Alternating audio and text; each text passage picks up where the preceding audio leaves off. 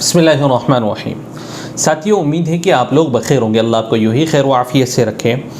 दो तीन चीज़ें आप लोगों के सामने अर्ज़ करनी थी। कई सारे सवालात ख़ास करके वैक्सीन और इंस्टीट्यूशनल क्वारंटाइन से रिलेटेड लोगों ने लास्ट वीडियो में मुझसे पूछा था, तो सोचा कि उन्हीं सवालात के आपको जवाबात दूँ और न्यू क्वारंटाइन पैकेजेस से रिलेटेड कुछ बात भी अर्ज़ करना चाहूँगा। आप इस वीडियो को आखिर तक देखें, इंशाल्लाह इसमें आपको काफ़ी नफ़ा होगा। तो आइए हम अपने मुज़ाकरे की शुरुआत करते हैं। मेरे भाइयों, जैसे आप लोगों को पता है कि क्वारंटाइन के पैकेजेस जो लोग सऊदी जाना चाहते हैं और किसी थर्ड कंट्री में क्वारंटाइन होकर जाना चाहते हैं, अब तक हमने कई सारी कंट्रियों से क्वारंटाइन के पैकेजेस किए और ऑलमोस्ट जितनी कंट्रियों से हमने क्वारंटाइन पैकेजेस किए उन तमाम कंट्रियों से लोग सऊदी पहुँचे हैं आफियत के साथ। अभी रिसेंट में हम जिस कंट्री से क्वारंटाइन के पैकेज कर रहे थे वो है उज़्बेकिस्तान और अल्हम्दुलिल्लाह आगे भी उसके पैकेजेस चलेंगे। लास्ट वीडियो में जैसे मैंने आपसे कहा था कि हम उज़्बेकिस्तान और किर्गिस्तान दोनों कंट्री से क्वारंटाइन के पैकेजेस कर रहे हैं और उसकी डेट भी, नेक्स्ट डेट भी हम इस वीडियो में आपको बताएंगे।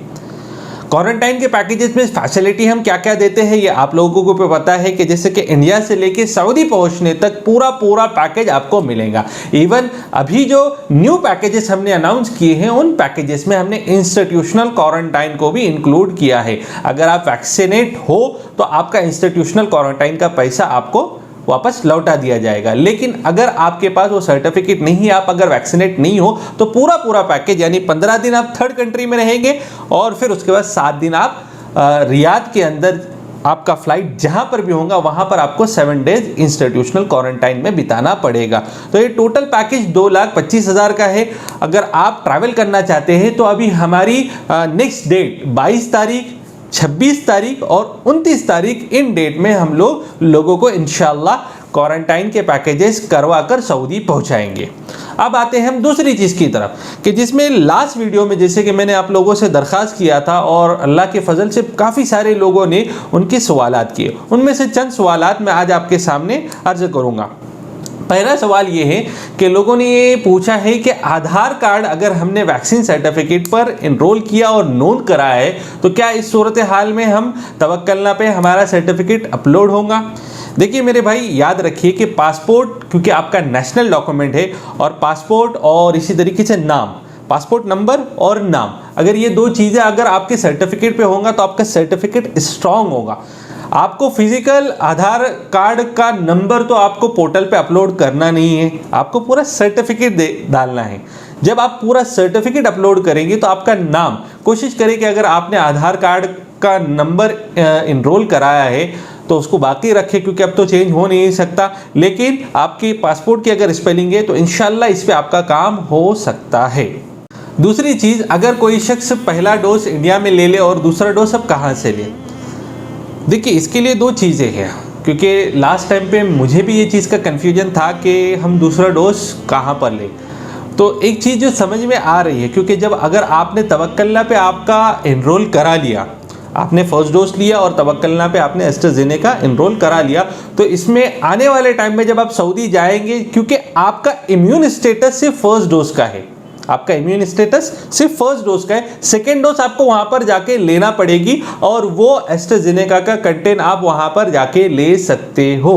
तो ये चीज़ थोड़ी सहूलत की नज़र आ रही है, बट आगे क्या सिचुएशन होंगी उसके बारे में कुछ नहीं कहा जा सकता। तीसरी चीज़ जो लोगों ने पूछी कि अगर हम मिक्स वैक्सीन ले तो क्या होगा, ये क्वेश्चन जिस साथी ने किया है। मिक्स वैक्सीन से मुराद ये है कि आपने एक डोज एस्ट्राजेनेका का ले लिया, एक डोज आपने कोवैक्सीन का ले लिया, यानी कोविशील्ड का एक ले लिया, कोवैक्सीन का एक लिया, तो क्या ये चलेगा। आपने इंडिया में कोविशील्ड का लिया, वहाँ पे जाने के बाद अगर आप पी फाइजर ले रहे हैं, या तो आते वक्त में कोई साथी ने वहाँ पर पी फाइजर का लगाकर इंडिया आ गए, अब यहाँ से कोविशील्ड का लगा के जा रहे हैं, तो इस सूरत हाल के अंदर क्या होगा। देखिए 2-3 कंट्री अभी इस चीज़ पे इंडिया के अंदर बहस चल रही है कि मिक्स वैक्सीन अगर दिया जाए तो क्या उसकी इजाज़त मिलेगी, तो ये अभी फिलहाल इंडिया के अंदर मौजूद बहस है। बट लेकिन कनाडा और दूसरी कंट्री के अंदर इसकी इजाज़त मिल गई है कि मिक्स वैक्सीन लोगों को दी जा सकती है, बट ये आने वाला वक्त ही बताएगा कि क्या चीजें होंगी। इसी के साथ साथ काफी सारे लोगों का यही सवाल है कि अगर मैंने इंडिया में 2 डोज लिए तो भी मुझे इंस्टीट्यूशनल क्वारंटाइन करना पड़ेगा। साथियों बेसिक फंडा समझे, बेसिक चीज ये है कि अगर आपने सिंगल वैक्सीन ली या डबल वैक्सीन ली, ये वैक्सीन उस वक्त आपकी मान्य करार दी जाएंगी जब आपका पूरा सर्टिफिकेट आपके तवक्कलनामे पे अपलोड हो और वहां पे आपका स्टेटस इम्यून दिखा दे, फर्स्ट डोज सेकेंड डोज का। ये अगर दिख गया तो इस सूरत हाल में आपका इंस्टीट्यूशनल क्वारंटाइन स्किप हो जाएगा।